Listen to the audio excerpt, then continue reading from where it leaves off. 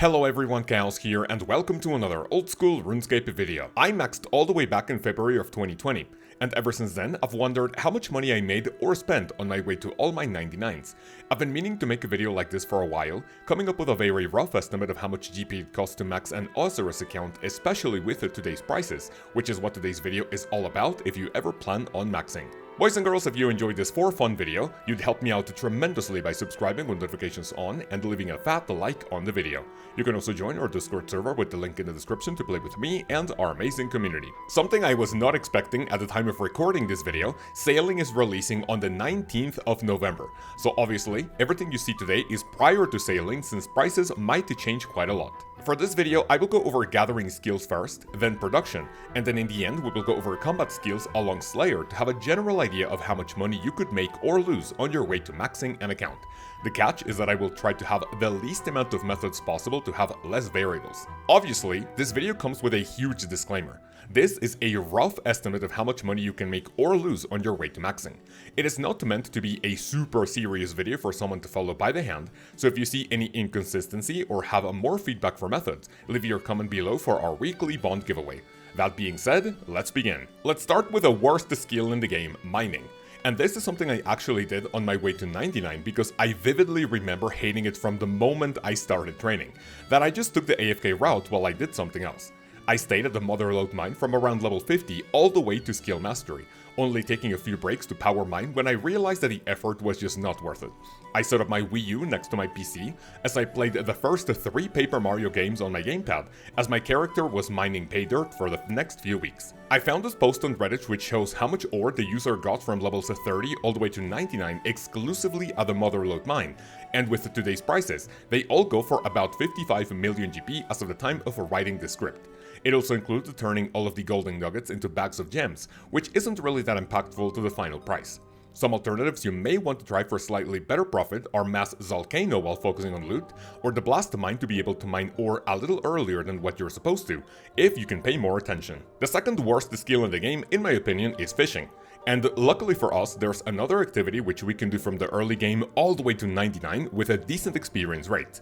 You can access Temporos at level 35, and the interesting part about it is that the higher your level, the better loot you're able to receive at the reward pool.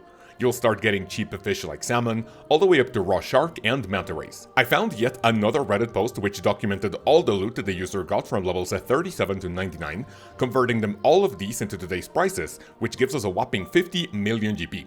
This includes items you get from opening the caskets, but not doing the clue scrolls you get from them.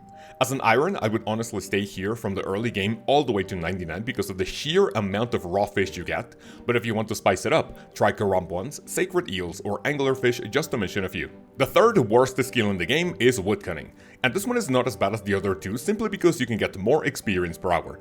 The thing about these 3 skills is that with so many PVM encounters dropping raw supplies like ore, fish, and logs, these have lost a ton of value, making skilling training a lot less profitable than before. And with forestry in the game, this will lead up to better experience and less logs in general if you bank them. The last time I referenced Reddit in this video, which may look a little lazy, but the users give a perfect example of money making to 99, is one final post which documented how many logs they got on the way to skill mastery. Converting them to today's prices, if you were to chop the best tree at your disposal according to your level, this would bring in roughly 26 million GP. For up to 2 or even 300 hours of chopping trees, this is ridiculous, which is why my alternative method would be to simply go to a forestry world and camp teak trees in a populated spot as you take part in forestry events. This obviously to get the skill over with as soon as you can. Or you can even do redwoods if you're hunting for the pet or if you want to bank the logs. Alright, time to spice things up with more methods on your way to 99, but in reality farming will have us doing the same thing but with different seeds. I remember doing both herb and tree runs on my way to 99, but in order to fund some future grinds, I wanted to do a rough estimate of how much money you can get by just planting herbs, even though it could take several months to get level 99 farming. The more quests you do, the more patches you will have available, and don't forget that many achievement diaries give you extra perks like more yield or disease-free patches for herbs to never die. From 1 to 50 you'll make slightly under 1 million GP, which is not a ton. Avanto from 50 to 56, Quorum from 56 to 67, Catentine from 67 to 73, Lantadine from 73 to 85, and finally Snapdragon from 85 all the way to 99. These boast the cheap seeds in exchange for expensive herbs, which will more than pay for the seed itself with just a single item. And we stick to Snapdragon from 85 for the lower chance for the herbs not to die. Not forgetting your Ultra Compost and Magic Secateurs for more yield. Following this path will make just about 360 million GP, which is honestly pretty good.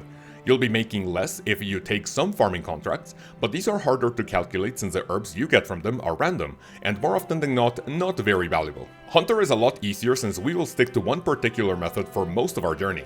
We will go from levels of 1 to 43 by catching the best creature at your disposal, which we will be getting rid of, therefore 0 profit. We will then do Novice Hunter Rumors from 46 to 57, and Adept Rumors from 57 to 63. Both of which will give us around 800 KGP when calculating how many rumors you will do and how much each sack is going to give you. We stop at level 63 because this is when we can catch a red Chinchompas, and I personally did this from 80 all the way to 99 back in 2019. I say 63 to start catching them as soon as possible, but if you want to go up to 80 for the extra trap, which will come in handy for a better catch rate. If we do red Chinchompas as soon as we're able to catch them though, going from levels 63 to 99 will give us around 50 million GP, and I had to double check this because it sounds pretty depressing. We need to catch just about 48,000 of these, and they go for a little over 1,000 GP each. Looking at the price graph for these was pretty surprising, as we're pretty much at an all-time low for these explosive guys. We jump into Agility, which is our first skill, which is technically not on the Gathering variety. I think it's officially classified as a support skill, but I'll have it here because we're not really spending any money. The beauty of this skill is that if you want to calculate how much money you'll be making from levels 1 to 99, the easiest thing to do is an estimate amount of how many marks of grace you'll be getting if you stick to rooftop courses around the map. Not to bore you with the math and having a few of the diaries which would be realistic for you to have at certain levels, by sticking to rooftop courses you'll be getting anywhere between 38 and 40 to 100 marks of grace, depending of course of how fast you can get them because of how marks of grace spawn, which translates to, let's say, an average of 400 Amelize packs. If you sell all of them on the Grand Exchange, 99 Agility will bring in a total profit of around 50 million GP.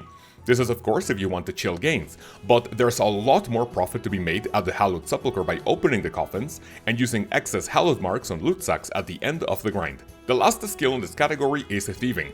I will do a slightly more annoying route to maximize our gains because otherwise thieving is not super profitable, unless you want to sacrifice a few brain cells of course. We are going to go from levels 1 to 5 by pickpocketing men or women, 5 to 25 by stealing from cake stalls, and 25 to 50 out to fruit stalls. You'll most likely be dropping everything you get from these, which gives us a total of 0 GP.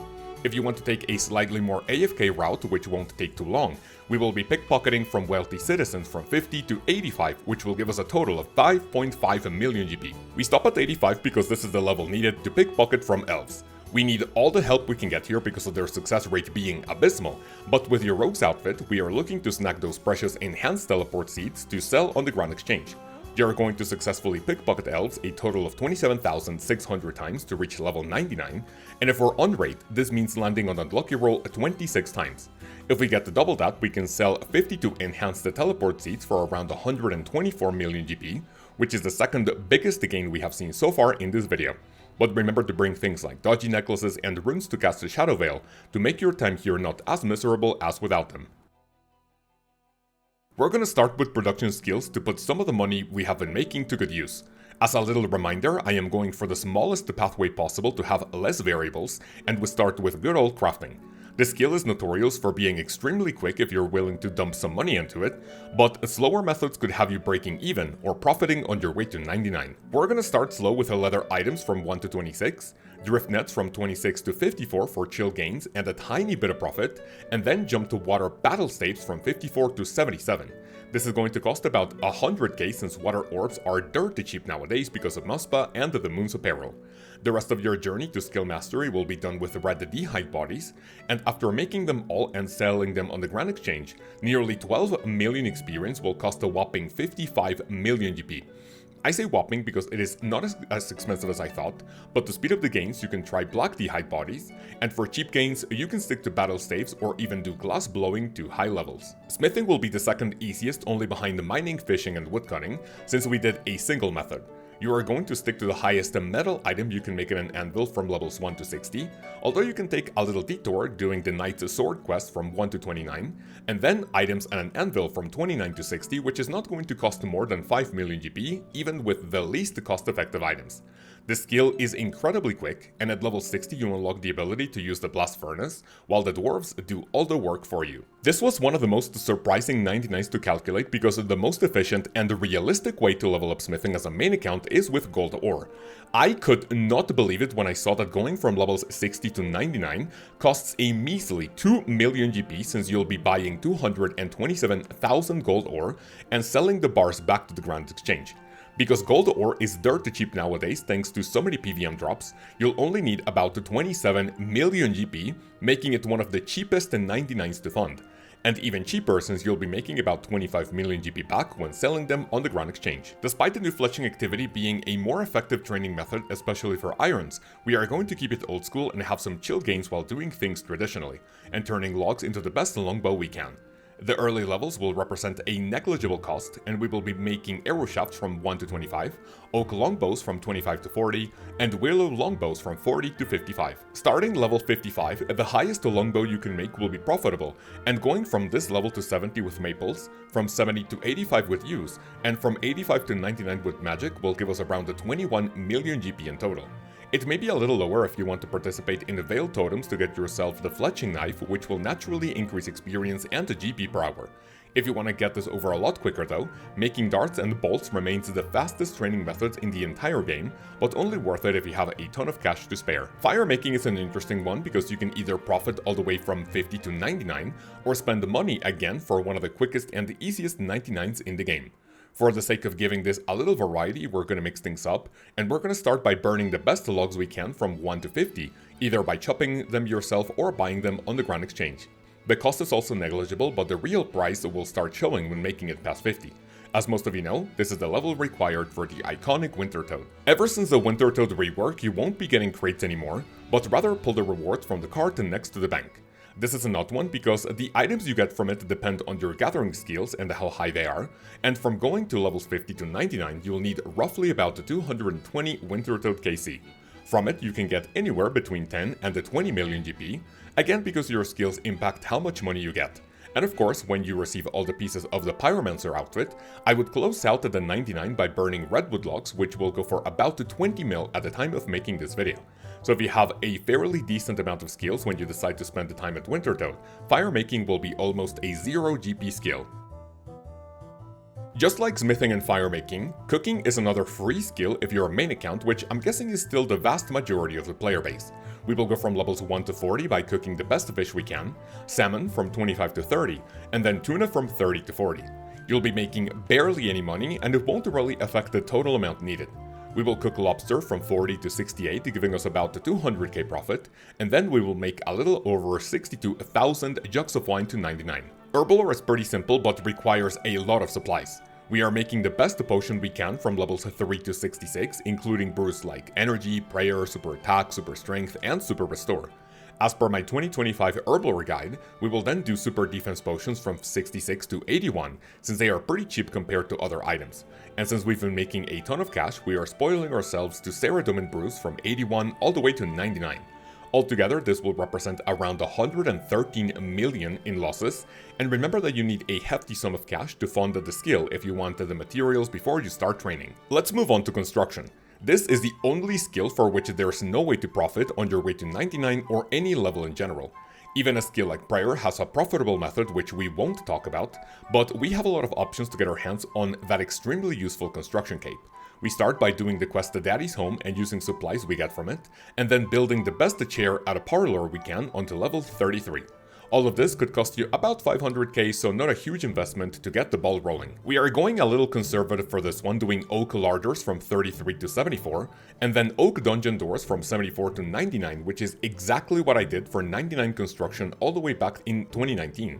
This entire process will take about 77 million GP, and if you have more money to spare, remember that mahogany furniture is a better experience per hour, but a lot more expensive. For cheaper but slower gains, and also for irons, mahogany homes will be the way to go since you will naturally get more items from the activity shop. We close out with the best skill in the game, runecrafting. We have an insane amount of options on our way to 99, but I decided to summarize it in 4 steps for the best gains possible. We will go from 1 to 27 by doing Enter the Abyss and Temple of the Eye, and when I went from 27 to 77 on my hardcore, that was enough to give me the pearls needed for the entire runecrafting outfit, and then I locked out with the Abyssal Needle, which let me make the Colossal Pouch thanks to a recent update. Just remember that it doesn't gain the full effect until level 85. I made about the 10 million GP in runes in case you want to sell them, and after 77 we are moving on to Zayar runecrafting. With the whole outfit and by using blood essence when crafting blood runes at the fake blood altar in Zaya, we are looking at about 108 million GP profit by going from levels 77 to 91, since the blood essence will have a 50% chance to double runes, and then the entire outfit increases runes crafted by about 60%. I recommend you stop at 91 because we need the Diary Cape for the best runecrafting moneymaker in the game. Double nature runes by teleporting to Shiloh Village. If you have the stomach to stick to this method from 91 to 99, you'll be making a whopping 130 million GP, which is mostly profit, because pure essence is like 2 GP each. Let's start with the combat skills. I will tell you what I would personally do with magic if I had to level up to 99 on an unrestricted account, and we start with standard spells by exploiting elemental weaknesses like we saw in my 2025 magic guide. We do this until level 55, which won't cost more than 1 million GP in catalytic runes, and at 55 we can start doing something called a tele-alking. You can teleport to Civitas and the high alch items like magic longbows, which will yield over 150,000 experience per hour and give you a total profit of about 1 million or until our target level of 71. Do the Lunar Diplomacy quest and then we are going to cast the Cure Me spell at the Araxide Cave from 71 to 80, which will cost a little over 7 mil. String jewelry from 80 to 86 with a topaz amulet, which oddly enough will profit about 26 million GP, but keep an eye on the prices. And we will close out with plank make from 86 to 99, giving us a 43 million GP for a total profit of about 76 million GP. If you watch many of my videos, you know I love string jewelry and the plank make, so they make a return for this video. The last of our quote-unquote predictable skills is prayer, which is also incredibly easy. And even though you have a ton of ways to gain levels, we are sticking to the traditional Gilded Altar in World 330. Blessed Bone Shards are more efficient in case you want to make the best use of your supplies, but require a bit of preparation, so we are going for the quick alternative for this final method. From levels 1 to 99 prayer, we need a total of 51,700 Dragon Bones, costing about 107 million GP at the time of making this video. Historically, being one of the most expensive 99s in the game along construction and herblore, this is really not as bad as it once was. But remember that the higher prayer level is not needed unless you want to do the Elite Desert Diary. Anything between 80 and 90 will be perfectly fine for high level PVMing, and 99 is only needed to close out your combat level to 126, or when you want to get the max cape eventually. And now we come to what's arguably the most inconsistent part of your money making or money spending journey: attack, strength, defense, ranged, hit points, and of course Slayer. While you can level up magic and prayer without necessarily training combat, except the early game segment which I talked about, melee and ranged have to be almost exclusively trained by fighting something. And that something might be Slayer creatures to level up and be able to slay more profitable monsters. See, the reason why I had the disclaimer at the beginning was because of this exact segment. While money made or spent in every single skill on this list can be easily calculated from levels 1 to 99, Combat and Slayer have an insane amount of variety, so I would feel weird giving you a number tied to your gains, especially because if you don't make that amount of money, you might see this video as misleading. And so, what about melee, ranged, and Slayer? Assuming that you do every Slayer task casually, even if you do a few bursting or barraging tasks every now and then, which can actually be kinda profitable if you kill Dust Devils, Necreals, and Smoke Devils, and not a ton of bossing involved, I would say that you can make about 500 million GP in profit after money spent on supplies to give you a big boost in DPS through potions. This obviously means you'll be training with a late game gear not including powerful weapons, but you won't need more than a Tentacle Whip, Noxious Halberd, Blowpipe, Trident, Crossbow, and a trusty cannon to make your way to 99 Slayer more enjoyable and fun. If you made it this far, let me know what you think of this rough estimate, which I'm definitely a little nervous about, since people might judge it in the comments. But it is a pretty good estimate I remember making after 99 Slayer, when I maxed my account because I wasn't even able to afford a single mega weapon after achieving all my 99s. So boys and girls, that's pretty much it for this video. I hope you enjoyed and you learned something useful. If you did, tell me if you want to max eventually or what your current 99 skill grind is. And if you include the term RSN and your username in your comment, you'll be entered in our weekly bond giveaway for which we will pick a winner on Friday's stream. I want to give a chunky thank you to all the wonderful people you see on screen for supporting the channel monetarily. Your contributions go directly to my starving family in a third world country, and a local animal shelter we help every month. If you want to be part of this list of legends, click the join button below to see all of the cool perks and rewards you can get in the videos, in the live streams, and in the Discord for a monthly fee. I don't know what my next video is going to be because we are really close to sailing and I want to close out with a few bangers, but I can guarantee you it will be a nice one. For now, I hope you have an amazing day, have an amazing week, and I will see you then. Peace.